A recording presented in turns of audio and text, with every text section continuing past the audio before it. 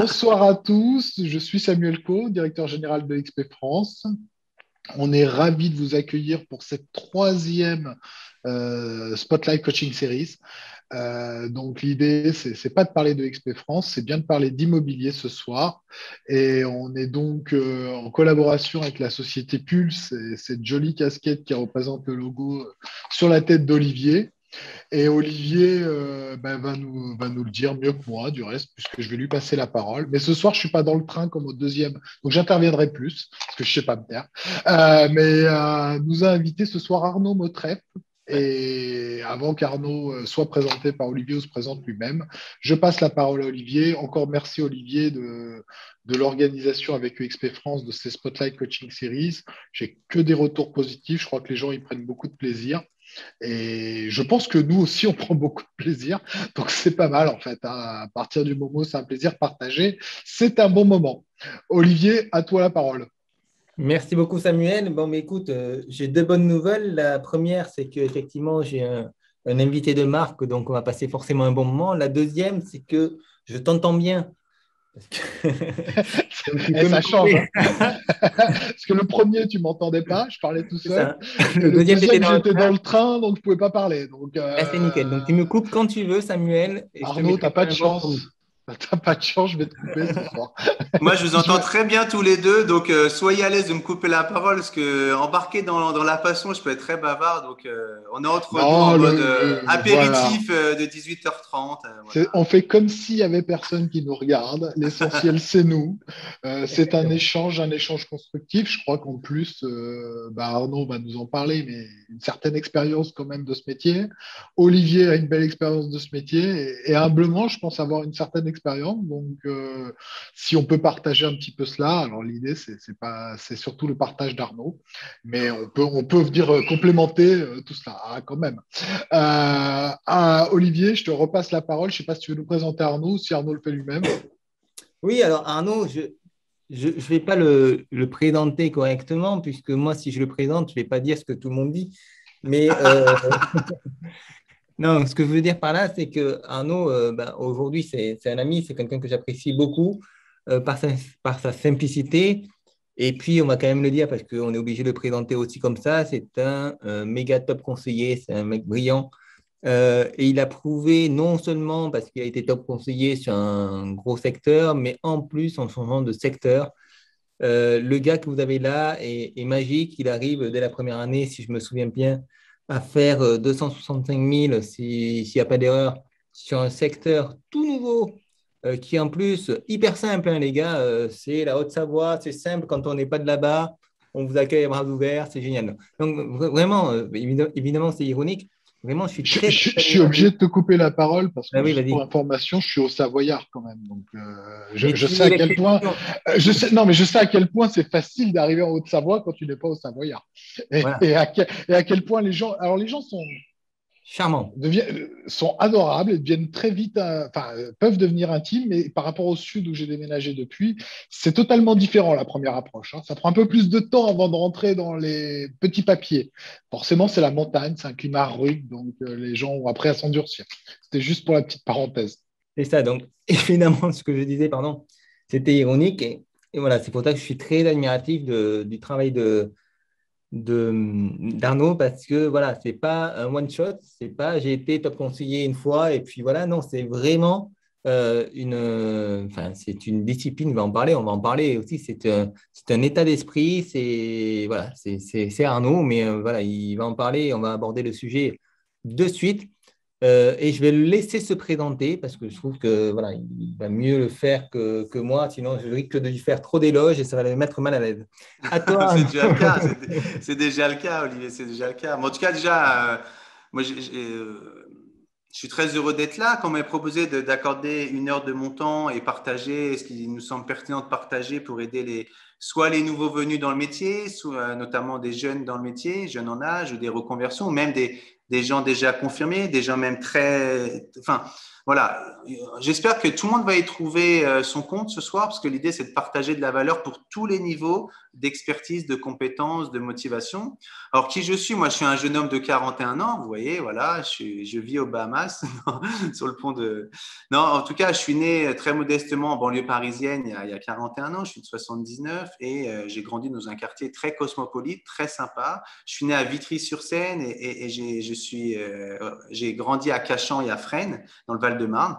Voilà, donc j'ai fait les classes classiques dans un quartier très cosmopolite, très modeste, mais voilà, où il faisait quand même bon vivre dans la bêtise, comme on dit. Et petit à petit, j'ai fait mes études et j'ai toujours eu besoin de contribuer auprès des uns et des autres. Et je me souviens, j'étais au collège, tout le monde détestait les maths. Et moi, je me suis dit, je ne sais pas pourquoi, je vais faire prof de maths pour le challenge de dire non, mais moi, je veux que tout le monde aime les maths. C'est magnifique les maths, c'est magique les maths.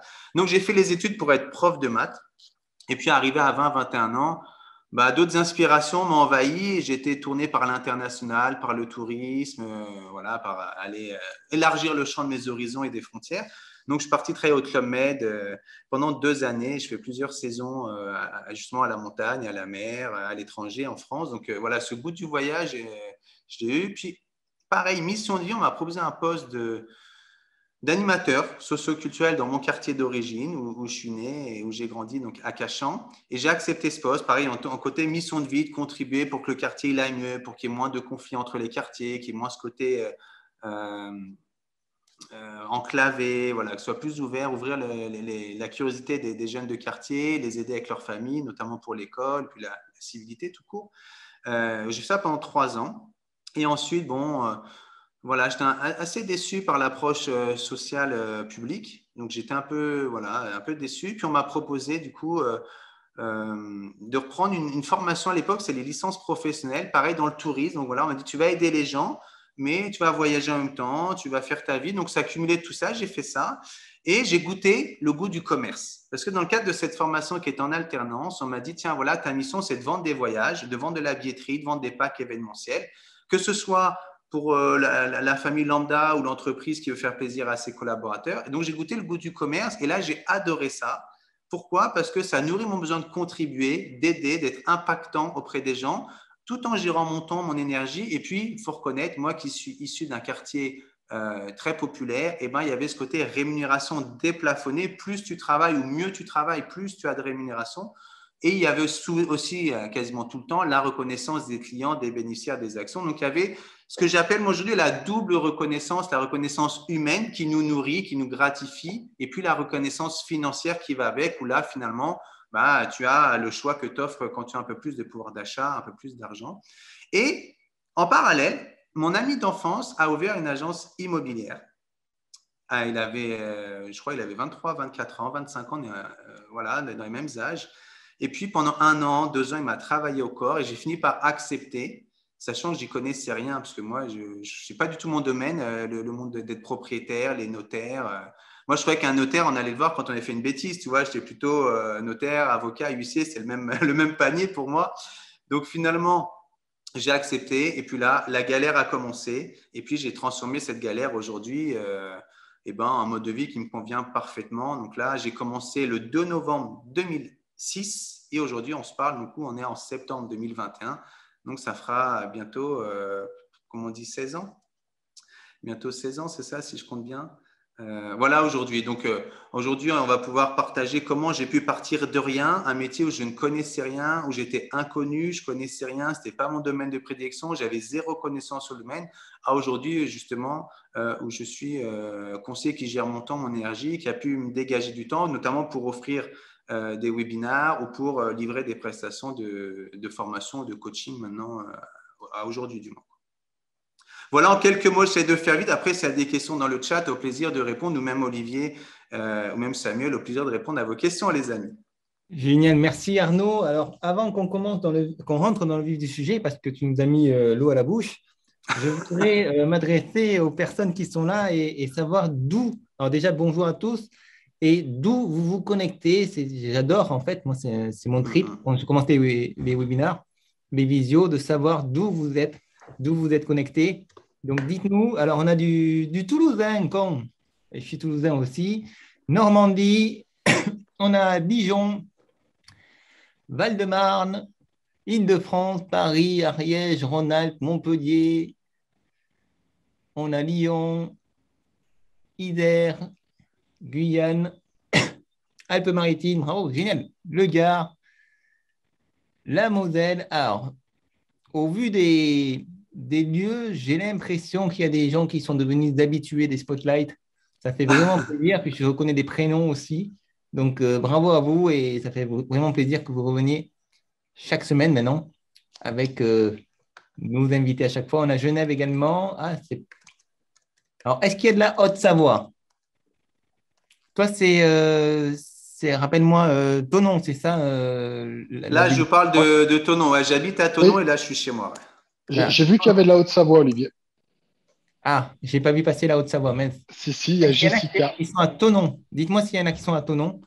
Il y a peut-être des confrères, des consoeurs. On se connaît tous ici. Olivier, tu vas être désagréable. La Haute-Savoie, c'est un peu grand quand même. Hein. Ça ne s'arrête pas à Thonon. Hein. Il y a le côté Chablais, il y a des régions même en Haute-Savoie. C'est vaste comme territoire. C'est comme le nord, c'est pas que Paris et le sud, c'est pas que Marseille ou Montpellier ou Toulouse. Je sais bien. Proche Thonon. Ah, on a Jessica proche Thonon. Ah, génial. C'est du teasing, on ne sait pas où. Proche Thonon, ça peut être Annecy, ça peut être Annemasse, ça peut être la ville d'à côté. Non, mais c'est cool, ça vient de partout. On a vu la Bretagne, le sud, le nord. C'est magnifique, j'adore. Bon, génial. En plus, ça avait des marchés assez variés par rapport aux attentes des uns et des autres. Il y a le marché, quand tu parlais de marché montagne, mais dans le marché montagne, il y a le bas de la montagne, le milieu de la montagne, il y a la station, il y a plein de micro-marchés. C'est assez palpitant et passionnant, effectivement. En réalité, je suis simplement rassuré qu'il n'y ait pas des gens sur Thonon parce que ça voudrait dire qu'ils sont concurrents à Arnaud et c'est pas un petit concurrent. Voilà. Non, mais on se connaît tous, Arnaud. On travaille ensemble, on est gâtés pour ça. Mais il y a de la place pour tout le monde, effectivement. Arnaud, j'aimerais qu'on parte du point de départ. Donc, l'idée, en fait, de cette conférence-là, l'objectif, c'est de se dire, bon, OK, Arnaud, tu as fait des chiffres d'affaires impressionnants qui ont dépassé les 500 000 euros. Je crois qu'en 3 ans, tu fais 1,50 million de chiffre d'affaires. Donc, ce n'est pas, encore une fois, un conseiller… Non, 1,5 million. 1,5 million, pardon. Mais oui. En fait, 1,1 million, c'est les 36 meilleurs mois de mes 4 dernières années à Paris. C'était 1,5 million et quelques. Donc, après, voilà, les classements sont souvent, et les chiffres retenus à l'année civile.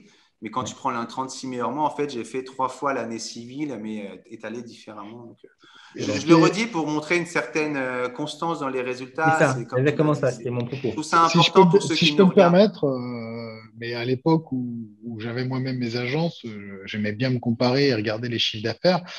Tu es simplement, toi, en tant que conseiller, avec un chiffre d'affaires 1 à 2 fois supérieur à la majorité des agences immobilières, quoi. Agence immobilière avec 4-5 négociateurs. Je me permets de le dire parce que c'est quand même de remettre dans le contexte.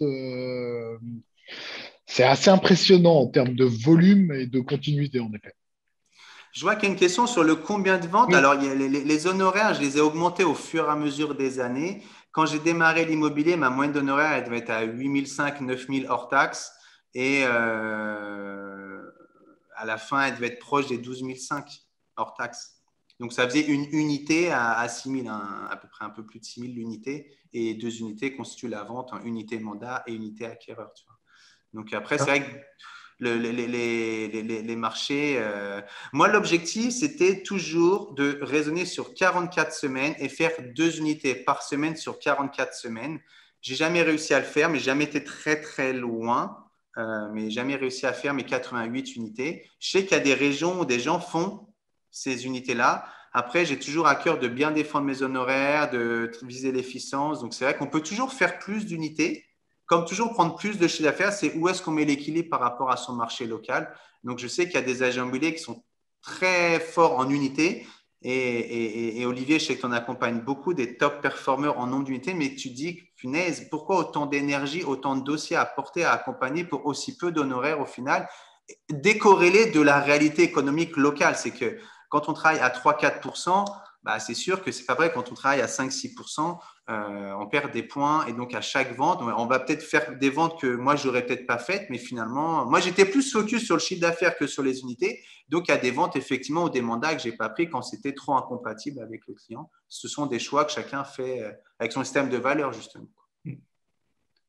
Génial. Donc, ouais, c'était une question intéressante du nombre d'unités, mais encore une fois, ça dépend des marchés. On sait très bien qu'il y a des marchés où la rentrée de mandat est plus simple que dans d'autres marchés.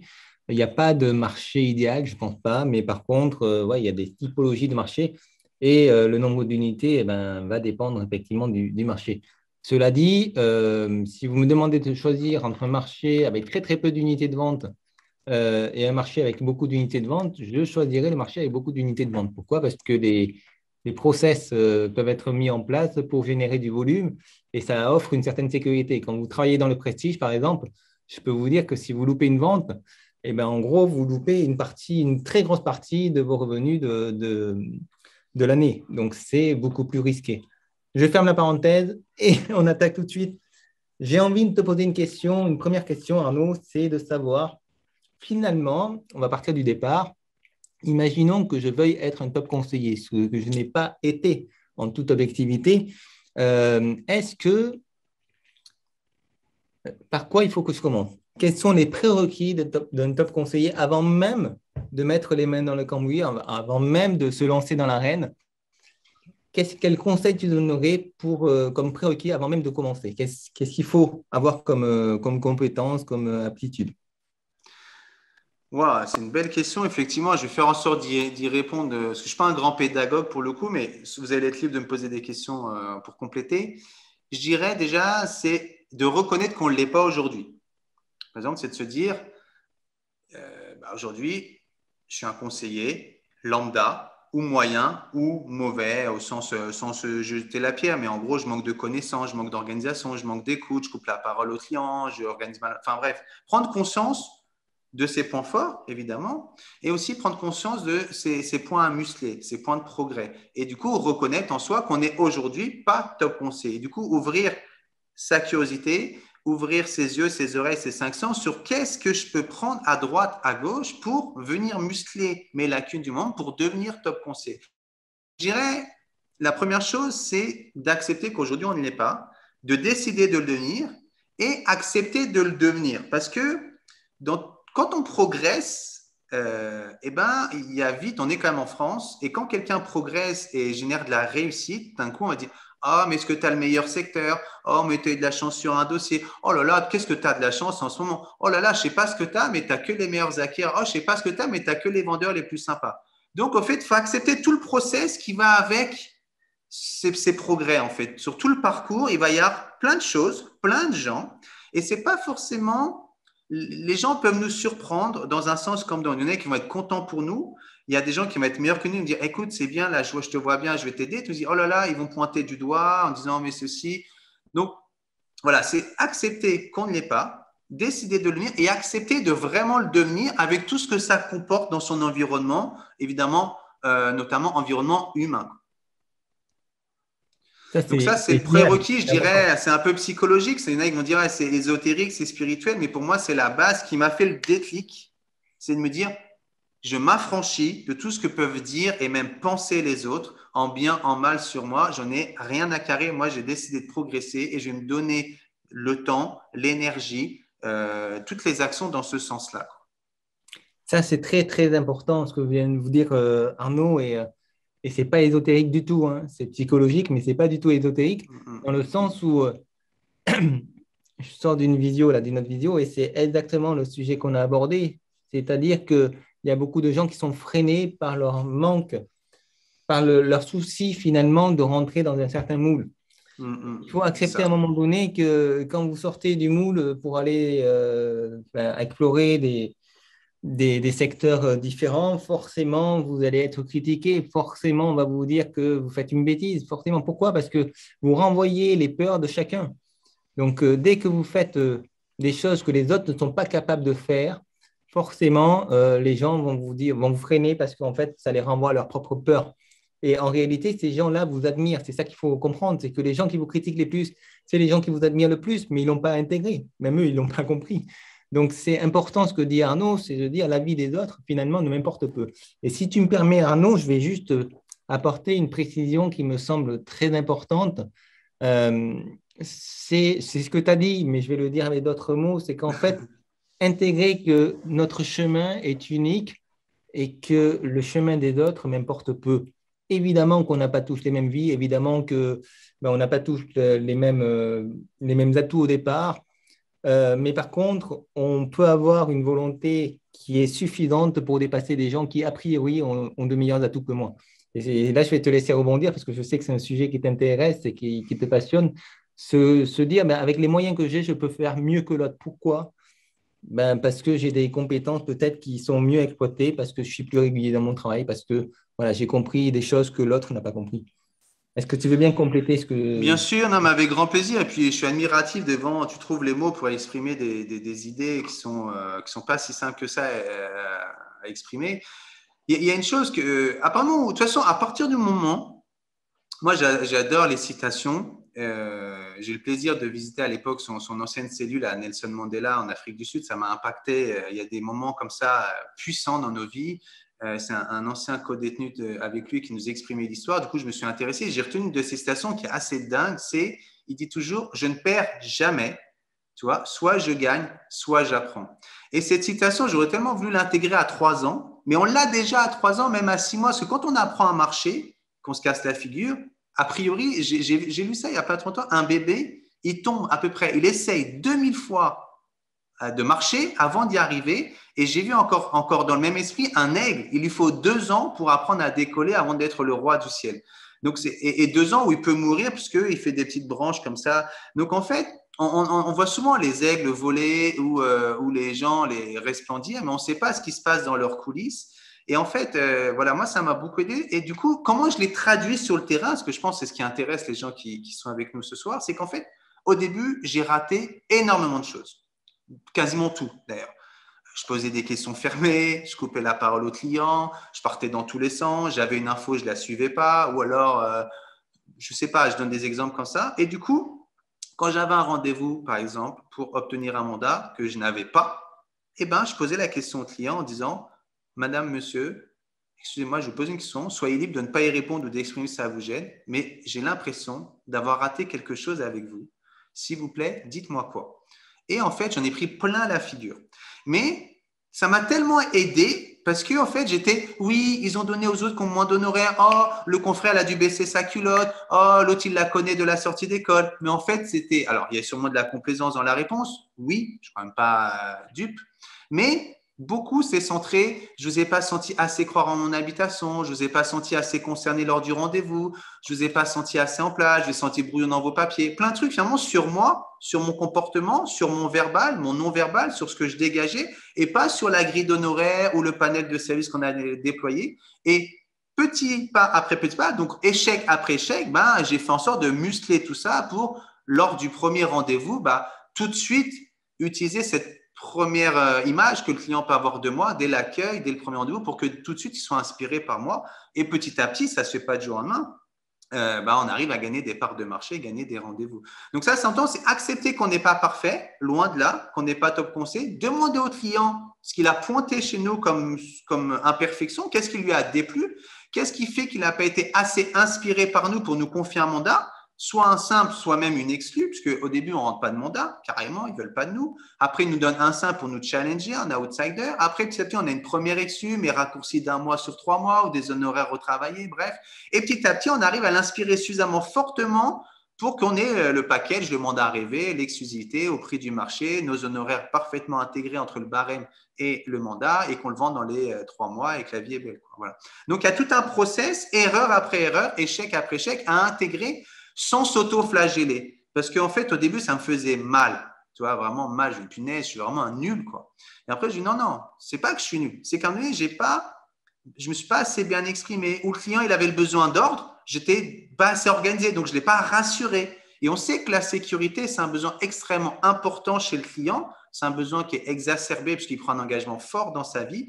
Donc, du coup, voilà, c'est un peu brouillon ce que je dis, mais voilà, on peut C'est parfaitement clair, le reformuler. Arnaud. Et en fait, ce qui est génial dans ce que tu dis, c'est que finalement, si j'ai bien compris ton propos, ce qu'il faut arriver à faire, c'est s'assumer, c'est-à-dire assumer que oui, on n'est pas parfait, que oui, on va progresser et ne jamais baisser les bras. Et c'est ce que je ressens dans ce que tu as dit, c'est que finalement, échec après échec, tu t'es dit, tu t'es pas attardé sur ces échecs, tu as fait de suite l'analyse de tes échecs pour justement profiter de l'expérience et progresser. Et ça, je trouve que, alors, c'est facile de le dire, de le faire.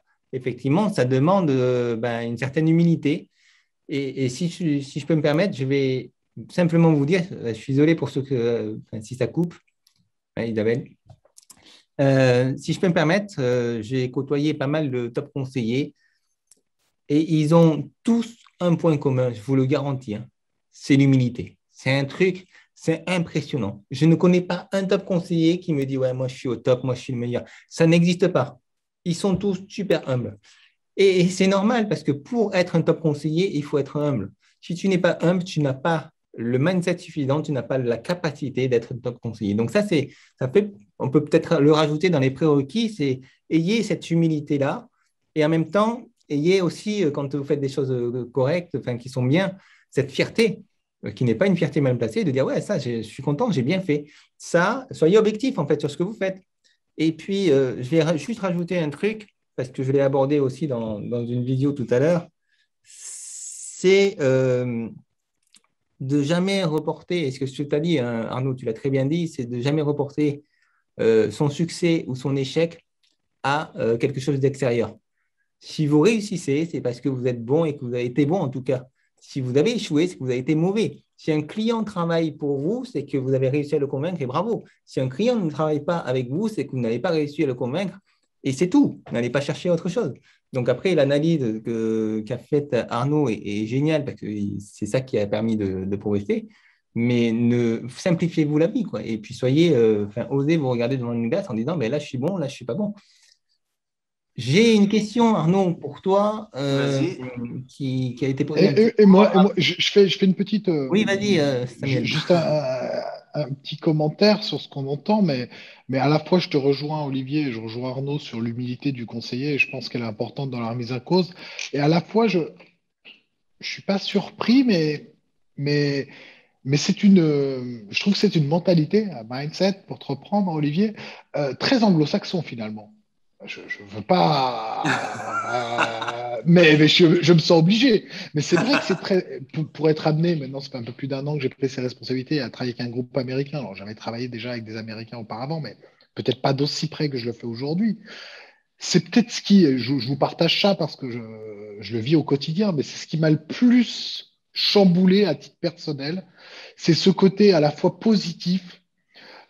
Alors, humble, c'est peut-être pas le mot que je mettrais chez eux, mais en tout cas de se remettre en cause en permanence. Déjà d'être très positif, d'avoir une part de confiance en soi, mais de chercher toujours à s'améliorer, sans forcément attendre les solutions d'ailleurs, ce qui est peut-être un tout petit peu notre défaut culturel. Je suis franco-français, très gaulois ou savoyard, j'aime mon pays, mais c'est peut-être un petit peu ce qui nous manque et ce que je retrouve moi aussi dans les top conseillers, dans Arnaud et dans d'autres, c'est ce côté de je n'attends pas des autres, j'y vais, je le fais. Je recherche comment progresser.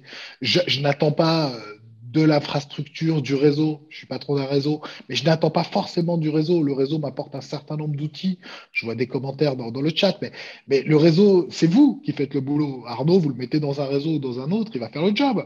C'est Arnaud. Alors, voilà, et il n'est pas le seul. Et c'est surtout ce qu'on arrive à mettre soi-même en place et ce qu'on arrive soi-même à se donner pour obtenir ses propres résultats et ses propres objectifs.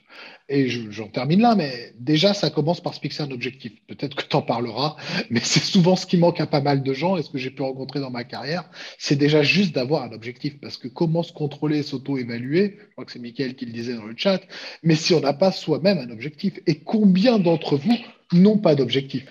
Ils sont nombreux finalement. Exactement, non, mais ça, c'est la base. On est d'accord, je pense qu'on va parler avec Arnaud. Juste, Arnaud, tu as des questions. Alors, il y a une question qui a été posée il y a un petit moment, mais je pense qu'elle est intéressante. Avant de te lancer comme conseiller, as-tu créé ton réseau professionnel comme les notaires, les diagnostiqueurs, les artisans, les artisans du bâtiment, pardon. Est-ce que tu avais déjà un réseau avant de commencer? Pas du tout. Je suis arrivé sur une ville qui s'appelle Sèvres, dans le 92, et moi, j'habitais à Fresnes. Je faisais le trajet. Alors, c'est 15-16 kilomètres, mais c'est 1h15 de bouchon le matin. Une ville que je ne connaissais pas avant d'y aller pour la première fois à l'agence et où personne ne me connaissait ni soupçonnait mon existence, ni même l'agence qui était fraîchement installée dans le secteur. Non, et je ne savais même pas qu'il fallait un tissu partenarial, un tissu d'un réseau d'ambassadeurs. Je ne savais rien de tout ça. Donc, même un notaire, je ne savais pas ce que c'était, un diagnostiqueur non plus. Donc, non, j'avais zéro réseau, mais même zéro conscience qu'il fallait un réseau, qu'il y avait des partenaires avec qui j'allais devoir travailler, qu'il fallait fidéliser, qu'il fallait tisser une relation privilégiée pour que ça se passe bien au mieux de l'intérêt de nos clients qu'on accompagne. Donc, la réponse, c'est clairement non, j'ai rien préparé en avance au niveau relationnel. Parce que je ne le savais pas de toute façon. Après, si on me demande aujourd'hui, oui, dès que vous pouvez tisser une relation privilégiée avec quelqu'un susceptible d'être un partenaire et ou un ambassadeur et ou même un client pour vous, bien sûr. Mais c'est vrai que moi, n'ayant pas conscience de ça, je ne l'ai pas fait. Ça ne veut pas dire que ça m'aurait été grandement utile de l'établir. Voilà, donc effectivement, inviter quelqu'un, un géomètre à prendre le café le matin ou un diagnostiqueur, voilà, créer des relations de complicité, qu'il y ait une connivence entre vous, qu'il y ait une meilleure compréhension de leur métier, parce qu'on est les premiers, les agents immobiliers, à tailler les notaires. Les notaires sont les premiers à tailler les agents immobiliers, mais souvent, c'est un problème de communication, de compréhension, et donc, plus on connaît, plus on comprend, plus on aime finalement son partenaire, et vice-versa. Et donc, voilà, d'aller vers les partenaires, de mieux comprendre leurs problématiques, de leur poser des questions pour gonfler son niveau de connaissance métier. Comme ça, on pourra d'autant mieux répondre aux clients, accessoirement. Ça peut être utile. Et l'aide, voilà, qui nous donne un rendez-vous sous 3 jours et pas sous 3 semaines pour recevoir la promesse de vente. Typiquement, voilà. Donc, c'est hyper important, mais non, moi, j'ai commencé sans ça, ne le sachant pas que c'était ô combien utile. Alors, ceux qui ont bien compris ce que vient de dire Arnaud comprennent pourquoi je suis fan de ce mec-là. C'est parce qu'en fait, il a tout compris.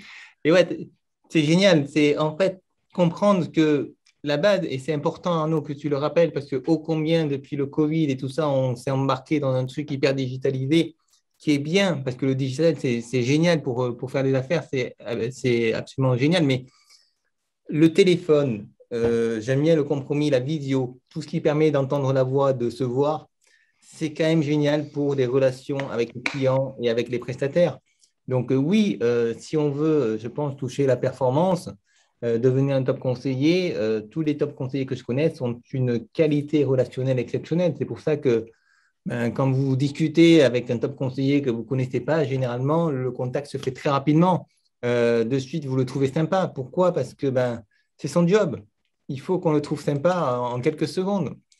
Et c'est ça, c'est un des vecteurs d'accroche parce que le facteur sympathie est très important et surtout dans l'immobilier parce qu'on ne fait pas du one shot. Donc, le client, il sait qu'il va nous supporter ou nous accepter ou nous aimer pendant 3 mois, 6 mois, 1 an parfois. Donc, s'il ne nous trouve pas sympa, s'il n'aime pas faut qu'on ait l'air plus de bouille d'amour que gueule de con, quoi, en gros, quoi, pour être un peu familier, qu'il ait envie de nous revoir, de nous entendre, et qu'on lui apporte de la valeur aussi. Parce que, par contre, il y a une chose qui est importante de préciser. À un moment donné, je trouve lui être la jeune sympa et du coup, j'en ai oublié mes intérêts. Donc ça, c'était pas bon non plus. J'ai trouvé lui être sympa. Je me suis fait écrabouiller par les clients qui justement jouaient sur cette corde de sympathie, le besoin de reconnaissance de la pyramide de Maslow. Les gens pourront regarder sur Internet. Donc, et j'étais trop sympa. Des gens, du coup, ils se disent, ah, il est sympa, mais est-ce qu'il est aussi sérieux que sympa? Il a l'air trop sympa, il a le rire trop facile, il est un peu oui, oui, machin. Et à l'arrivée, finalement, trop sympa, c'est pas beau non plus. Donc, selon à qui on a affaire, d'adapter notre façon d'être, de faire, de dire, tout ça, pour être sympa, mais pas trop. Voilà, trouver un équilibre à chaque fois. Moi, il y a des gens qui m'ont dit, mais pour faire l'assise de vente, je demande toujours qu'est-ce qui vous a motivé à me confier votre habitation à la vente en exclusivité. Il y en a qui m'ont dit, ah, parce que vous êtes sympa. D'autres qui m'ont dit, ah, je sens que c'est sérieux. D'autres qui m'ont dit, bah, vous avez vendu chez le voisin. D'autres qui m'ont dit, je vois vos panneaux partout. Donc, chacun y allait de sa bonne raison pour nous avoir confié l'exclusivité. Donc, le sympa, c'est important, mais c'est nécessaire, je dirais, mais pas suffisant, quoi. Voilà, c'est hyper. De ne pas tout mettre sur le sympa et de ne pas l'oublier non plus. Voilà le message pour synthétiser le côté facteur sympathique. Finalement, Arnaud, est-ce que tu n'es pas en train de nous dire que le métier d'agent immobilier, c'est une succession de détails qu'on compile qui font qu'à un moment donné, tu vois apparaître une valeur ajoutée plus importante qu'ailleurs, quoi. Complètement. Alors, tu sais que j'ai travaillé pour des réseaux divers et variés et Il y a des réseaux, encore aujourd'hui, en septembre 2021, qui préconisent des book vendeurs, des book acheteurs, où là, tu vas lister toutes les pages, la ribambelle de différents arguments. Moi, je suis plus partisan, je suis cette école-là, de dire, voilà, de découvrir le client, qu'est-ce qu'il attend, qu'est-ce qui est important pour lui, et deux, si on devait imaginer un book avec un nombre de pages, bah, de sortir les 2-3 pages les plus importantes pour lui, et pas lui lire le bouquin dont lui… par exemple, prenons un exemple. Tu me parlais de digital, je prends la balle au bon avec toi, Olivier. Il y a des clients qui vont être attirés par le côté innovant, le côté novateur. Donc, vous dites, waouh, c'est digitalisé, j'ai signé en électronique, ça va vite, il y a un machin. D'autres qui ne vont pas être attirés par ça, bien au contraire, ça va leur faire peur. Ils disent, oh là là, moi je suis plutôt traditionnel, je veux mon papier, mon stylo, mon cahier. Donc, à nous de toujours avoir cette alternative à proposer au client sur le fond et surtout sur la forme. Parce que le client, c'est un peu comme la carrosserie de la voiture. Avant de savoir de quoi est composé le moteur, il se fie à ce qu'il voit. Puisque la vue, c'est le sens prédominant chez la plupart des gens. Sinon, il y a le côté, tu sais, kinesthésique et auditif. Donc, en gros, ça se passe d'un truc avant d'aller sentir, voilà, et tout. Il y en a qui sont un peu comme ça, mais ça reste minoritaire. Donc, le client, il voit la carrosserie de la voiture, donc il voit notre carrosserie. En gros, il voit ce qu'on dégage, ou du moins ce qu'on veut bien dégager. Donc, attention à ce qu'on dégage, à ce qu'on montre, à comment on se comporte. Le client qui veut un agenouillé organisé, il faut bien sortir le truc. Le client qui veut un agenouillé posé, on est posé. Le client qui veut taper sur l'épaule de l'agenouillé et rire à mon coup sur une blague, eh ben, faut être aussi avoir de l'humour, faut avoir de l'écoute, de l'humour, de la culture. Ouais, donc en fait, l'idée, c'est quoi? C'est de savoir comment fonctionne le client et s'adapter à son mode de fonction. En gros, imagine là, j'ai 15-20 câbles et que le client, il a 15-20 récepteurs, de trouver le câblage. Donc, effectivement, ça ne se fait pas du premier coup en 30 secondes, ça se saurait. Mais une fois qu'on a trouvé le câblage, c'est magnifique parce que le client, il est en confiance avec nous, on est en confiance avec lui. Comme il nous fait confiance sur le prix, il nous fait aussi confiance sur la stratégie ou vice-versa, peu importe. Et comme on lui fait confiance, eh ben, mine de rien, on ose lui demander un peu plus de prestations sur le ménage, sur l'aménagement. Donc, finalement, on monte comme ça en qualité de service grâce à cette qualité relationnelle. Donc, oui, devenir caméléon, je vois ça. Alors, j'irais devenir caméléon, mais je vais préciser en restant soi-même. Moi, dans mes débuts, j'ai essuyé plein de refus et les gens ne m'ont pas dit ça sonnait faux, mais j'ai eu des clients qui, à demi-mot, m'ont exprimé ça. Et moi qui venais en gros, je venais de la cité pour dire les choses de manière très simple, il faut appeler un chat, et j'allais dans des quartiers un peu plus huppés. Déjà, je ne me sentais pas à ma place, le premier point. J'essayais de parler limite trop chic, alors que le client il était chez lui dans son canapé à la fin de sa journée, il voulait parler simplement. Voilà. Donc, il faut juste être soi-même et peut-être, si on devait imaginer sa personnalité comme un iceberg, eh ben, montrer les 10%, rendre visibles les 10% les plus pertinentes à voir, à percevoir par le client. Mais que ce soit bien 10% de notre iceberg à nous, pas aller chercher de piocher dans d'autres personnalités. Rester soi-même. Mais ça passe par aussi peut-être bien se connaître, je dirais. Tu me demandais tout à l'heure, Olivier, bien se connaître, ça permet aussi de bien piocher en nous ce qui va être intéressant pour le client. Qu'est-ce qui est chez nous qui va intéresser le client? Voilà. Donc, le client, il va être focus sur le panel de services, sur le barème d'honoraires, mais très souvent, ça reste secondaire. Ce qui l'intéresse, c'est à qui il a affaire. Ouais, c'est fondamental ce que tu es en train de dire, Arnaud, dans le sens où finalement, c'est l'authenticité qui prime. Et Ouais, quand on est authentique, mais qu'à la fois on a confiance en soi, là, ça devient super puissant. Et la confiance en soi, juste en aparté, ça n'est pas forcément ce qu'on croit. Hein. Ce n'est pas forcément le mec qui a la gueule la plus grande, qui a le plus confiance en soi. Loin de là, c'est souvent le contraire. Dans la bonne définition de la confiance, c'est celui qui est capable de dire ce qu'il a fait de bien, mais aussi de dire ce qu'il n'a pas forcément fait de bien. Comme vous l'a dit Arnaud, en toute confiance, en introduction, il vous a dit, voilà, moi, je n'ai pas toujours été un top conseiller. Au début, ça a été compliqué, je me suis planté, tout ça. Ça, c'est la vraie confiance. C'est celui qui assume complètement et pleinement, qui n'a pas peur d'être jugé, parce que voilà, c'est sa réalité. C'est comme ça qu'on se construit. Et puis, il y a un point qui m'a semblé très important. Alors, tu as parlé effectivement de bien se connaître. Là, je te rejoins à 200%. Hein. Tu connais le credo de Pulse, c'est la réussite, c'est 80% 80% de psychologie et 20% de technique. Donc oui, ça passe d'abord par là, évidemment. Donc ça, c'est fondamental. Et je sais que toi, tu te connais bien. Et puis, quelque chose qui me… Alors, non seulement tu te connais bien, Arnaud, parce que moi, je te connais aussi, je commence à bien te connaître. Mais il y a un trait qui me fascine chez toi, c'est que tu te connais bien et tu connais très bien aussi tes projets. C'est-à-dire que tu sais très rapidement si tu vas accepter un projet ou si tu vas le refuser et pourquoi tu vas le faire. Et je pense que dans ton métier, tu le fais, mais naturellement aujourd'hui. C'est-à-dire que tu sais très rapidement, sans réfléchir, oui, ce mandat, je vais le prendre parce que c'est intéressant. Non, je ne vais pas le prendre pour telle ou telle raison. Est-ce que tu confirmes ce que je suis en train de te dire? Aujourd'hui, oui. Après, à mes débuts, je prenais tout.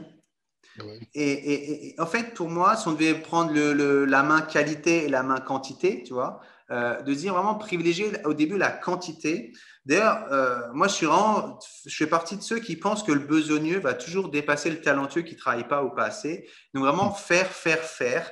Accepter qu'au début, ça prend du temps. Je regardais, ça discutait un peu sur les statuts au niveau des conseillers immobiliers. Moi, j'ai commencé en tant que salarié. Aujourd'hui, je suis agent commercial. Ça n'a rien changé dans mon état d'esprit.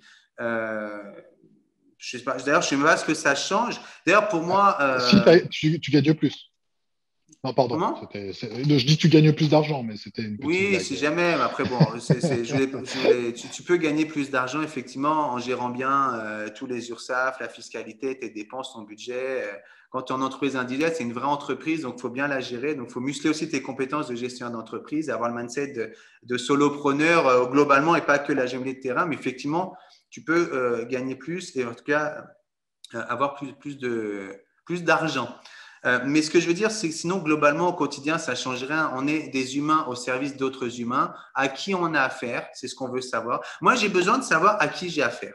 Donc, du coup, ça cadre naturellement le client. Je vais pas, à un moment donné, quelqu'un qui m'appelle pour visiter, je veux savoir qui c'est, son projet, qu'est-ce qui fait que je vais accorder ce que j'ai de plus précieux à partager, c'est-à-dire mon temps. Donc, en fait, à un moment donné, un vendeur, s'il commence à me donner toutes ces conditions, et que je ne suis pas en alignement, alors il ne s'agit pas d'être parfaitement aligné, mais s'il y a trop de disparité entre ce qu'il veut mettre en place, les conditions de prix, de stratégie, de présentation, évidemment, je vais dire très simplement, j'ai l'impression qu'on n'est pas assez en phase pour qu'on puisse parfaitement bien travailler ensemble et qu'il ne pourra pas bénéficier de la meilleure version de mes services et de qui je suis et ce que je peux lui apporter parce qu'il a pris une stratégie à la carte. Non, la stratégie, elle a du sens dans sa globalité. Donc, c'est de savoir en gros ce qu'on peut apporter au client et où ses limites, si le client met trop de limites, est-ce que ça va être encore bénéfique pour le client? Et quand c'est non, expliquer au client que là, je ne vois pas comment je peux lui apporter une vraie valeur ajoutée. S'il veut orchestrer sa stratégie de vente, soit, il n'y a pas de jugement de valeur, mais lui exprimer librement que je ne vois pas comment trouver ma place dans la stratégie de vente que lui souhaite mettre en place et orchestrer. Et puis, il n'y a rien de mal, il n'y a rien de bien, il faut juste être OK avec ça. Après, je fais tout pour emmener le client sur la stratégie que je vais lui proposer, en mandat exclusif de vente, bien sûr.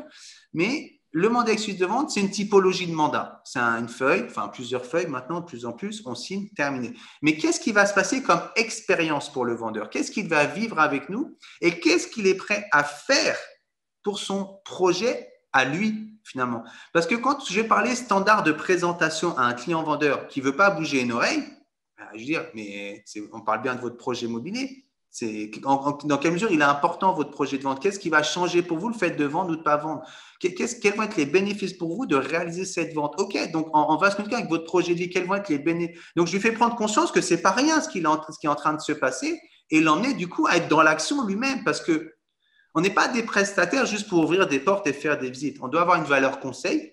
Pour ça, il faut avoir un fort degré de connaissance et de curiosité pour tout le temps avoir les bons éléments à partager au bon moment avec les clients dans leur situation et mettre dans l'action client. Et d'ailleurs, très souvent, quand le client, je le fais mettre en place l'habitation pour augmenter les standards de qualité de présentation, il me dit « Merci Arnaud, le fait d'être dans l'action, ça commence à me faire prendre conscience que je vais quitter l'habitation et que j'en serai démuni. » Parce que juridiquement, on parle bien de démunir quelqu'un d'un bien qui lui appartient.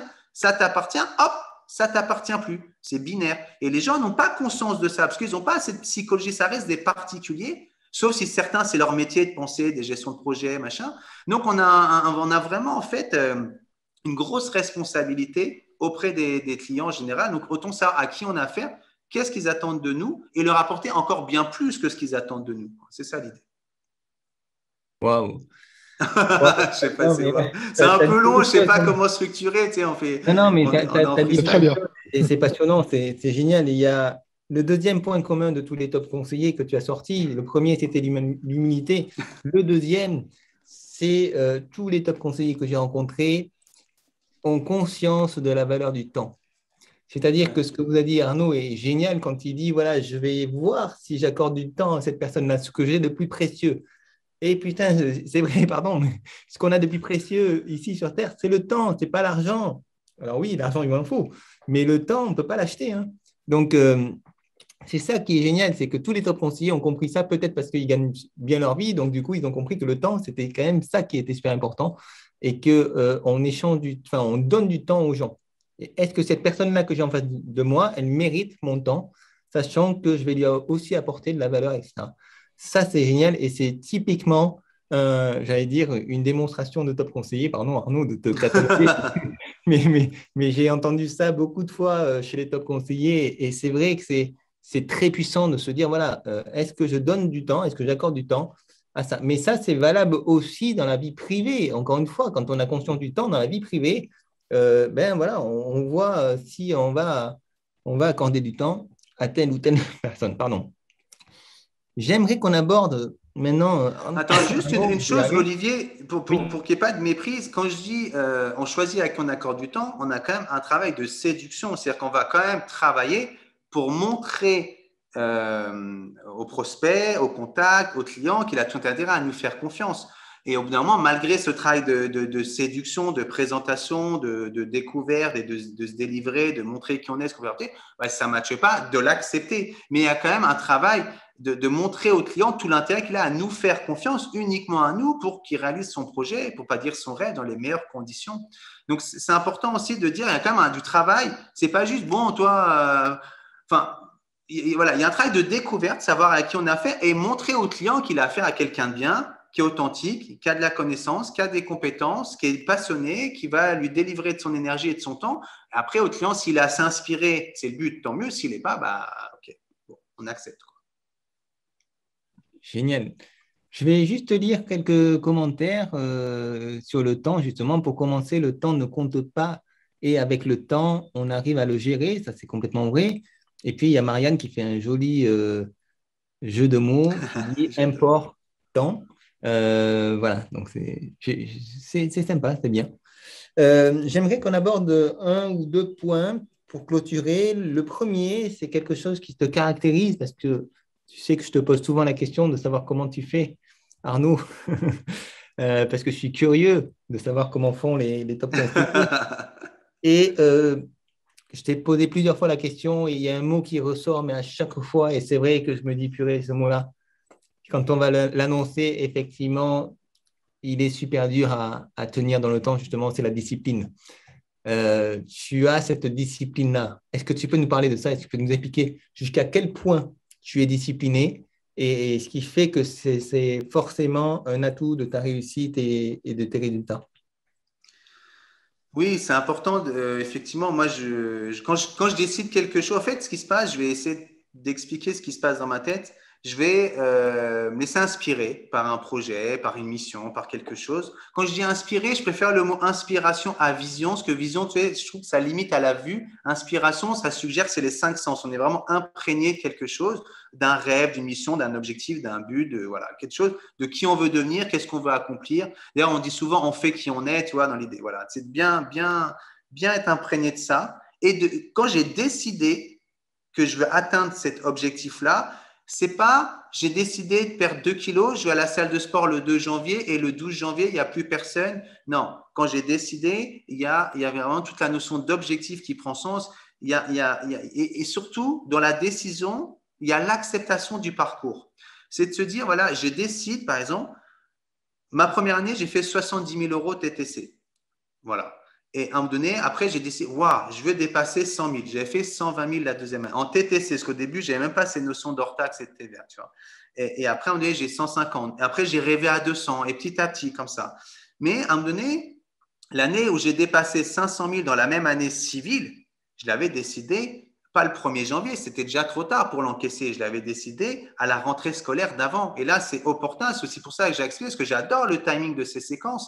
C'est que là, finalement, on est en septembre 2021, mais on prépare déjà l'année comptable de 2022.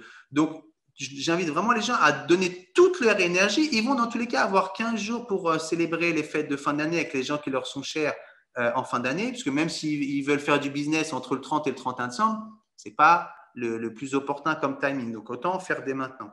Donc, c'est de décider, de se préparer et une fois qu'on est prêt, de passer à l'action, mais sans revenir à la case inspiration, décision, préparation. D'un moment, on est prêt, on y va, quoi. Je veux dire, d'ailleurs, on me charrie souvent, tu sais que mon slogan, c'est Go, Go, Go, parce que j'ai cherché des tas de slogans quand j'ai voulu me lancer dans la formation et mon meilleur copain avec qui j'ai travaillé pendant 11 années, il m'a dit, mais Arnaud, tu dis tout le temps Go, Go, Go, mets ça. Et je me dis, ah ouais, tu as raison, c'est vrai que finalement… Donc, c'est de se tenir à ce qu'on décide.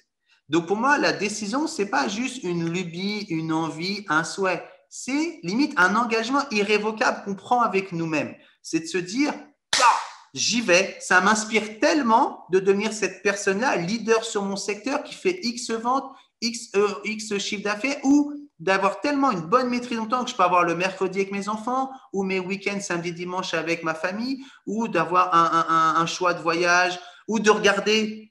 Au début, je vous fais une confidence, les amis, c'est au début, quand j'allais au restaurant, j'étais jeune adulte, je lisais le menu de droite à gauche. Je regardais d'abord le prix, je regardais le moins cher et je choisissais. En gros, je m'achetais un environnement de partage culinaire avec des gens que j'appréciais, mais ce n'était pas à l'assiette. Maintenant, je regarde ce que j'ai envie de manger et ça peut être 60 € l'assiette, 10 € l'assiette ou plus, j'en sais rien, peu importe. Ben, je regarde vraiment ce que je veux dans mon assiette au-delà des gens avec qui je partage le repas. Donc, c'est ça aussi, c'est de savoir quelle personne on veut être. Est-ce qu'on veut être une personne qui aura du choix demain, moyennant du travail jour après jour, ou est-ce qu'on veut rester cette personne qui continue, comme moi, c'était mon cas, à regarder la carte du restaurant de droite à gauche, par exemple, tu vois? Donc, une fois qu'on a décidé tout ça, et ben finalement, si la personne que vous voulez devenir ou ce que vous voulez accomplir, c'est si puissant pour vous, ça va être en alignement. Ça va être, par exemple, de se lever plus tôt pour lire du contenu susceptible de vous intéresser. Ça va être de faire attention à votre énergie, de faire attention à… Parce que si tu es fatigué, comment tu peux donner de l'écoute à quelqu'un qui va te livrer ses peurs, ses angoisses avant de prendre une décision extrêmement importante? Toi, tu ne seras pas disponible, tu vois, ça ne va pas le faire. Donc, c'est un ensemble de choses. Donc, je vais donner des exemples concrets métiers pour ceux qui sont avec nous et je les remercie d'être là parce que le temps, justement, on sait que c'est une donnée la plus précieuse pour tout le monde. C'est par exemple, aujourd'hui, je suis sorti du schéma de porte-à-porte. C'est un choix que j'ai fait parce que j'ai d'autres activités à côté. J'ai abandonné la technique de l'escargot qui est très bien et que j'invite les gens à conserver s'ils sont 100% en tant que conseiller immobilier. J'ai pris d'autres techniques. Donc, moi, par exemple, mardi matin, jeudi matin, je provoque ce que j'appelle des cafés d'affaires avec des gens susceptibles de m'apporter des affaires. Ce matin, j'ai pris un café avec un promoteur. Jeudi prochain, j'ai un café avec quelqu'un qui travaille chez un autre promoteur, justement. Donc là, la semaine promoteur, c'est de circonstance. Donc, se provoquer des cafés d'affaires avec des géomètres, notaires, pour améliorer son tissu partenarial, les relations avec ses partenaires et aussi améliorer et gonfler son tissu d'ambassadeur. Donc ça, c'est des actions simples. On parle de prendre un café en ville au lieu de le prendre tout seul chez soi. Donc, ça fait partie du métier de tisser des relations aussi.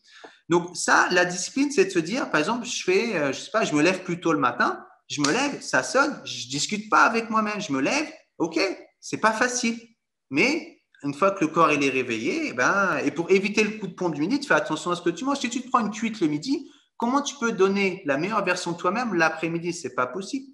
A contrario, si tu ne manges pas le midi ou que tu ne bois pas assez dans la journée, tu vas être tout déconfié à 4 heures l'après-midi et c'est là que tu as les 2-3 rendez-vous les plus importants de ta journée avec les clients qui vont se décider. Donc, c'est un ensemble de choses, mais le plus important pour s'y tenir, c'est inspirer vraiment profondément par ce qu'on veut accomplir, quoi. Voilà. Ça, pour moi, c'est la base, elle est vraiment là, quoi. Génial, Arnaud. Décider, préparer et passer à l'action, en fait. Exactement, ouais, c'est ça. C'est trois grandes phases qu'on retrouve dans beaucoup de stratégies, du reste, commerciales, managériales, mais que tu as mis en application dans l'immobilier, c'est vraiment très, très inspirant. Après, ce qu'on peut imaginer dans le côté, pour ne pas se faire peur, quand je suis arrivé dans l'immobilier, je me dis, ouais, si je fais 100 000 €, ce serait le bout du monde. Je ne les ai même pas fait. Et après, si je n'avais pas fait les 500 000 l'année où j'étais, j'aurais été déçu. Chacun doit faire à son niveau. Il ne s'agit pas de dire, je ne connais rien à l'immobilier, personne ne me connaît et je ne connais personne, je vais faire 500 000, je vais faire mes 40, 50 dossiers et plus dans l'année. Non, il s'agit d'y aller petit pas après petit pas. Et il y a une idée que j'aime beaucoup, qui est souvent reprise par les coachs, même, enfin les grands coachs justement, qui disent souvent on surestime ce qu'on peut faire dans l'heure ou la journée à l'instant présent, mais à contraire, on sous-estime ce qu'on peut faire en 1 an, 2 ans, 3 ans. Donc, c'est de se dire, si parmi nous, il y a des gens qui n'ont pas fait 100 000 ou 50 000 ou 150 000, eh ben, je ne sais pas leur inspiration et ni l'intérêt pour eux de faire plus, c'est aussi de se poser la question, quels vont être les intérêts? Il y en a qui veulent plus d'argent. Qu'est-ce qu'ils vont en faire? Quels vont être les bénéfices pour eux et les gens qui leur sont chers? Tu vois, est-ce qu'ils ont un truc qui va les imprégner plus que juste avoir pour avoir? Parce que avoir pour avoir, bah, je ne suis pas sûr que ça tienne dans le temps. J'en sais rien. Moi, ce n'est pas mon système de valeur pour moi, donc je ne sais pas. Les gens peuvent nous dire s'ils veulent. Mais l'idée, c'est de se dire, voilà, je vais faire quelque chose, ça va changer quelque chose pour moi. Moi, je sais que, par exemple, la valeur famille, c'est extrêmement important. Je raisonne toujours, qu'est-ce que ça va changer pour mon foyer, d'avoir un peu plus d'argent ou un peu plus de choix au quotidien, les vacances, les restos, les sorties, les activités, voilà, honorer ou les établissements privés, des trucs tout bêtes, mais tout coûte cher finalement, quoi. Surtout en Haute-Savoie. Et ça, je sais que tu le sais, Salut. La frontière suisse, non, pas c'est du cher. tout, pas du tout. Ah ben, t'as choisi la belle partie de la Haute-Savoie aussi, avec vue sur le lac, forcément. Non, mais c'est vrai que bah, tout coûte cher partout et tout coûte particulièrement cher en Haute-Savoie. Mais je crois que ton système de valeurs, j'espère, est inspirant pour les nombreux participants ce soir. Bah, je vais pas faire du Olivier Guerre, mais j'ai envie de dire, tu as tout compris, quoi. Donc à partir de là, bah, tu le démontres en toute humilité. Et ton humilité est tout à ton honneur, mais tu l'as très bien dit. L'idée, c'était pas de faire 500 000 euros, mais par contre, quand tu es arrivé à 70, bah, tu savais que tu pouvais certainement atteindre les 100. Quand tu étais à C'est 100, ça. eh ben, tu voulais les 150. J'ai du reste une question là-dessus. Alors, c'est en combien d'années tu as atteint 500? Ça m'intrigue. Maintenant, je t'en prie, j'ai commencé le 2 novembre 2006, on va dire novembre-décembre. Bah, j'ai fait 0-0, j'ai rien compris à ce qui se passait. Où suis-je? Qu'est-ce que je fais là? Pourquoi je suis là? Après, j'ai fait 70 000 euros TTC, donc 2007. La Et première année. ma première année pleine en encaissé. Je raisonne toujours en encaissé. Donc, voilà. Parce que les compromis, bah, au début, j'avais plus de casse. Maintenant, je crois que ça fait bien longtemps et je touche du bois. Tiens, ma table est en bois. J'ai pas eu de casse depuis peut-être 3-4 ans, même pendant le compromis. Donc, tu vois, l'assise de vente, elle n'est pas que financière. C'est un autre sujet, mais souvent, on oublie l'assise de vente psychologique. On est trop sur l'assise de vente matérielle, justement. Du coup, on emmène le client sur qui on est. Si nous, on est cranté sur le matériel, le client, il vient où on l'emmène. Si nous, on ouvre notre cœur et qu'on se connecte cœur à cœur, il va nous ouvrir son cœur et la relation va être d'autant plus forte, plus belle, plus émouvante, plus sympa à vivre. Et aussi, l'assise de vente va être d'autant plus puissante, quoi. Donc, ça, c'est hyper important. Donc, j'ai mis 10 années puisque l'année où j'ai fait 511 300 euros hors taxe, c'est l'année 2016. Voilà. C'était une belle année dans l'immobilier. Non, justement, c'est une année réputée extrêmement difficile. En tout cas, à la porte de Paris, parce qu'on a eu les Ah ouais, attentats du 13 novembre c'est vrai. 2015 qui ont beaucoup chahuté, bah, qui ont complètement perturbé la fin d'année 2015 et le premier trimestre 2016. Et donc, effectivement, je sais qu'à l'époque, quand le chiffre était annoncé, on me dit, waouh, cette année? Donc, voilà, je Donc, ne peux pas te dire c'est après. 10 ans de construction, année par année, pour arriver pas au top, parce que tu as encore plein de choses à accomplir, Bien mais sûr. arriver à un premier level qui est, je crois qu'Olivier le confirmera pour avoir une bonne connaissance des top conseillers, mais qui rassemble un petit club fermé quand même. Tu n'es pas seul, hein, mais c'est un petit club fermé, quoi. On va Ouais, je dire crois ça que comme c'est ça. 1% de, C'est à peu 1% près de. ça, puisque nous, ça fait partie de notre programme et on considère que c'est les 1% des top conseillers qui sont à Econ, donc qui sont au-dessus de 500 000 euros. Donc oui, on a à Après, peu près les mêmes chiffres. ce qui est important pour l'expliquer peut-être à ceux qui nous regardent, c'est que c'est l'année où j'ai potentiellement le moins travaillé en présentiel agence. Alors évidemment, j'avais le tissu partenarial, relationnel, mais c'est l'année où j'ai pu courir 2 marathons à côté qui me laissaient énormément de ressources physiques, physiologiques, organisationnelles. Et du coup, je me suis beaucoup inspiré quand j'ai démarré la course à pied, ça devait être 2013-2014. Je me suis beaucoup inspiré de la discipline des sportifs. J'avais lu des biographies, des revues. Et en fait, quand on regarde les gars lever le trophée, on ne mesure pas à quel point les gars ils sont donnés à fond, mais ils n'ont que 24 heures comme nous. De toute façon, on ne peut pas faire plus que ce que le temps nous accorde et ce que notre énergie nous donne finalement. Mais en faisant attention à ce qu'on mange, en faisant attention à ce qu'on boit ou ce qu'on ne boit pas, en anticipant sa journée la veille pour le lendemain ou la semaine d'avant. C'est toujours avoir une longueur d'avance sur ce qu'on va faire et pourquoi on doit le faire ou on veut le faire. Donc, c'est un ensemble.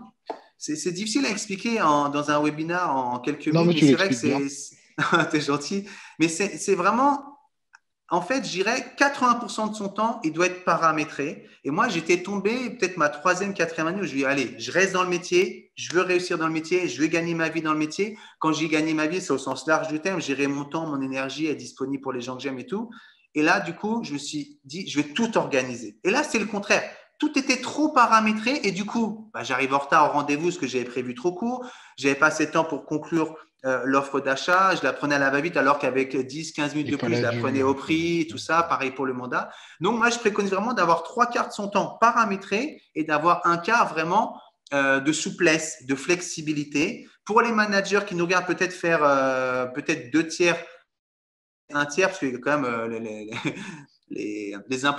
tout ce que les sollicitations d'une équipe va vraiment challenger la gestion de son temps. Mais en tout cas, de ne pas avoir tout géré en avance, mais d'avoir largement plus de la moitié de son temps déjà paramétré, incluant les rendez-vous avec nous-mêmes. Surtout, je dois prospecter, c'est un rendez-vous avec moi-même.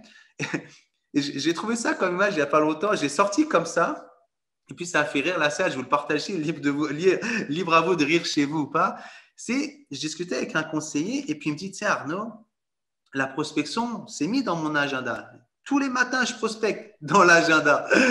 D'accord. Et dans la réalité, ah ben non. Et qu'est-ce que tu fais? Ah ben je réponds à un email que j'ai reçu ou j'ai pris un appel ou machin et tout. D'accord. En fait, si je comprends bien, tous les matins, tu prends un rendez-vous avec toi-même et tu finalement honores pas le rendez-vous avec toi-même. Et je lui dis, quand un client te pose un lapin, qu'est-ce que tu ressens? Il me dit, j'ai envie de l'insulter. Je lui dis, mais tous les matins, tu te poses un lapin finalement. Donc en fait, cette image de se poser un lapin à soi-même, on en a ri parce que finalement, nous, on trouvait ça rigolo de se dire, ouais, c'est vrai que finalement, ce qu'on déteste chez le client, on se le fait à nous. Moi-même. Et parfois, tous les matins, pour le conseiller qui a prospection tous les matins et qui n'y va jamais. Donc ça, c'est quelque chose vraiment de se dire, non, la discipline, c'est aussi, comme on dit, avoir confiance en soi. Comme tu dis, c'est pas être comme ça, machin. C'est déjà juste se respecter et pas se poser de lapin déjà. Voilà, sans aller chercher quelque chose de compliqué. Voilà, de se dire, mais alors, c'est qu'on n'est pas assez inspiré par l'action de prospection. Et là, on ouvre un autre sujet. Dans quelle mesure la prospection peut être impactante, positive, utile pour nous? Si on ne l'a pas compris, on ne le fait pas parce que je ne connais pas d'êtres humains normalement que ceux qui vont faire des choses auxquelles ils ne croient pas, quoi. Donc, c'est un autre travail de pédagogie, quoi. Ce n'est pas le cas des gens qui t'écoutent puisqu'ils ont suivi le webinaire jeudi dernier de Maher et ils sont désormais tous inspirés par la prospection. Et au pire, ils vont l'avoir dès… Oui, j'ai vu qu'il était là. Et ils vont avoir dès demain sur YouTube, sur la chaîne de XP France, le webinaire de Maher, donc ils pourront le regarder. Olivier, je suis surpris que tu rebondis assez régulièrement sur Arnaud pour mettre les valeurs communes au top conseiller. Je suis surpris de ne pas avoir entendu la curiosité qui ressort dans beaucoup de paragraphes d'Arnaud et que je pense est une valeur commune au top conseiller, si je ne dis pas de grosses bêtises. Il y en a beaucoup, mais oui, effectivement, je pourrais te mettre une liste énorme, mais on l'a compris. Mais c'est vrai, on voit Arnaud, il est curieux, quand il commence à courir, il achète des bouquins, il lit des bios. Donc, et je crois que c'est vrai pour toutes ces actions, y compris dans l'immobilier. À mon avis, c'est quelque chose d'assez essentiel. Mais c'est exactement ça. C'est important, hein, bien sûr. C'est vraiment quelque part la conclusion que je voulais faire parce qu'en 1 heure, Arnaud vous a délivré mais une tonne de contenu, c'est hallucinant. Après, il faut l'intégrer parce que je veux. Enfin, voilà, il faut le regarder plusieurs fois. Il faut regarder plusieurs fois, il faut l'intégrer. Non, mais. Arnaud, t'es filmé. Je ne suis pas sûr que. C'est comme un bon film, vous savez, on dit quand plus on le regarde, plus on comprend des choses. Mais je pense que si vous regardez plusieurs fois Arnaud, vous allez comprendre différentes choses. Et il y en a pour tous les niveaux.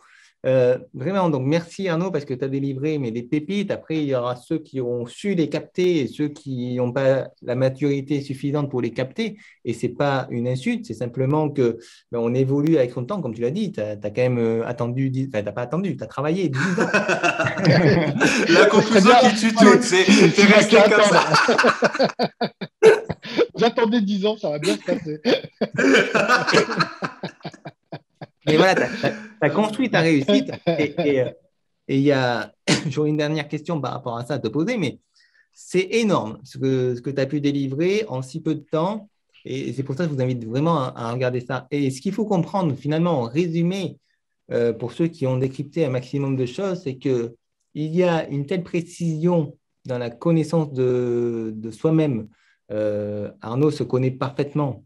Il y a effectivement, comme tu l'as dit, Samuel, cette curiosité, cette envie, cette envie d'à chaque fois qu'un truc me passionne ou que j'ai envie de faire un truc, voilà, d'aller chercher de suite la performance, d'aller chercher vraiment les trucs qui me tiennent à cœur. Tu t'es mis à la course, forcément, tu as fait des marathons après. Voilà, c'est naturel parce que tu as cet esprit de leader. Je ne sais pas si tu aimes bien le terme, mais en tout cas, c'est comme ça, c'est vraiment ça. Un leader, c'est quelqu'un qui ne fait pas les choses à moitié. Voilà, tu fais de la course, tu le fais bien. Tu travailles dans l'immobilier, tu le fais bien. Et c'est ça qui est puissant. C'est que quand tu fais quelque chose, tu le fais jusqu'au bout et tu le fais avec un engagement qui est maximum.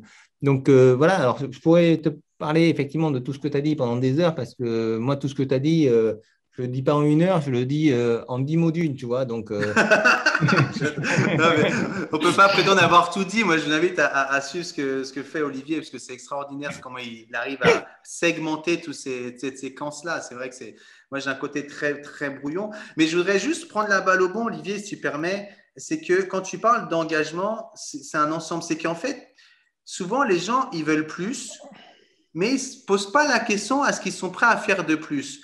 Et ça, je trouve, ou alors ils veulent des résultats différents, ils ne se posent pas la question qu'est-ce qu'ils peuvent faire de différent. Donc ça, c'est du béaba, tu me diras, mais la base de tout, je dirais que c'est l'amour. C'est de se dire, d'aimer ce qu'on fait, d'aimer les gens. Moi, il m'a fallu peut-être 5 années, même plus, peut-être 6 ou 7 années. Et d'ailleurs, je crois que mon chiffre d'affaires, il a gagné 35 et quelques pourcents à un moment donné, d'une année sur l'autre, il y a eu un déclic. Mais un des déclics majeurs, c'est l'acceptation réelle, sincère, profonde de tout le spectre de l'être humain et d'accepter dans ma mission de vie d'être contributif auprès de tous ces gens, même si de base, on n'a pas le même système de fonctionnement, le même système de valeurs, le même schéma de pensée. Et au début, j'allais trop vers les clients qui m'inspiraient. Et du coup, à contrario, je manquais d'inspiration pour ceux qui ne m'inspiraient pas. Donc ça, c'est vraiment un truc, c'est de se dire, moi, j'aime la vie, évidemment, je pense que vous l'avez compris. J'aime la vie, j'aime les gens, j'aime effectivement le travail accompli. J'aime pas laisser un truc en suspens. Donc, c'est vrai que dans l'immobilier, comme c'est sur du long terme, l'accompagnement, ça tombe bien. C'est ma nature de base d'aller au bout des choses. Les clients, les prospects, les contacts me sentent engagés à tous les niveaux du processus, de l'avancée. Donc, je dirais, pour monter votre niveau d'engagement, c'est de se questionner sur qu'est-ce qu'on aime dans le métier, qu'est-ce que ça nous apporte et qu'est-ce que ça va nous apporter de faire plus ou de faire différent et d'accepter tout ça dans ces changements, ces réglages, tous les échecs, tout ne marche pas du premier coup. Et deuxième point, peut-être, après je vous laisse conclure, messieurs, parce que je sais qu'on a largement dépassé, je vais employer un mot qu'on n'a pas utilisé et je trouvais ça dommage en vous écoutant qu'il ne soit pas livré, c'est l'adaptation. C'est qu'au bout d'un moment, je ne suis pas là pour parler de moi, mais je trouve ça important quand même d'exprimer que j'ai complètement changé de secteur de vie. Je suis allé dans un autre endroit où personne ne me connaissait, où je connaissais personne, je ne connaissais même pas les lieux, c'est un monticule de micro-marché, mais c'est très rapidement être observateur, donc ça rejoint la curiosité, être curieux, observer, avoir une capacité peut-être de digérer ou ingérer, paramétrer toutes ces données et s'adapter. Et là, et je prends le virage du digital, je prends le virage du confinement, tout ce qu'on a vécu. Il y a tous les agents immobiliers qui sont encore, qui n'ont pas encore compris malheureusement qu'il y avait quelque chose qui se passait dans la société et donc dans la profession, parce qu'on travaille avec des gens qui font partie de la même société que nous. On n'est pas sur Terre et eux sur Lune et vice-versa. Donc, l'adaptation, je trouve que c'est vraiment le maître mot. Donc, attention, peut-être parmi vous, il y a des agents immobiliers confirmés, et je vous le souhaite. Peut-être que vous avez perdu du chiffre d'affaires, mais peut-être observer, est-ce que c'est uniquement lié parce que vous étiez confiné 2 mois sur les 18 derniers mois, ou est-ce que peut-être vous n'avez pas pris le virage de tous ces leviers à actionner concernant l'adaptation à ce nouveau marché, ce nouveau mode de consommation aussi? Ouais, c'est une très belle conclusion, Arnaud, parce qu'effectivement, là, je vais faire plaisir à Samuel, parce qu'un point commun des top conseillers aussi, c'est justement l'adaptation, l'analyse de son marché. Et c'est des gens qui analysent plutôt que les autres ce qui est en train de se passer sur ce marché, donc qui ont toujours un temps d'avance.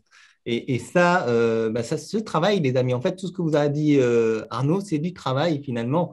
Et c'est bien aussi je sais qu'Arnaud va être complètement d'accord avec ça, de démystifier un petit peu les top conseillers. Les top conseillers, ce n'est pas des magiciens, c'est simplement des gens qui se sont donné les moyens, qui ont mis beaucoup d'énergie, mais qui gèrent aussi l'énergie, hein, puisqu'on n'a pas eu le temps d'en parler, mais Arnaud est quelqu'un qui gère parfaitement son énergie, qui gère parfaitement son temps. Mais encore une fois, ce n'est pas un truc qui se fait du jour au lendemain, c'est une discipline, comme il a dit, à tous les niveaux. Et voilà, enfin, moi, je suis très admiratif, tu le sais. Et voilà, je te remercie infiniment parce que tu as donné vraiment des pépites et c'était très clair, contrairement à ce que tu peux penser. Ok, Il ravi. fallait juste écouter et c'était limpide. Merci infiniment. On peut annoncer, Samuel, peut-être. Bah, j'allais l'annoncer dans ma micro-conclusion. Alors déjà, Olivier, merci d'avoir invité Arnaud. Écoute, moi, je me régale avec ces spotlights. J'espère que c'est pareil pour les gens, mais à titre personnel, ça fait quand même quelques années que je suis dans le métier.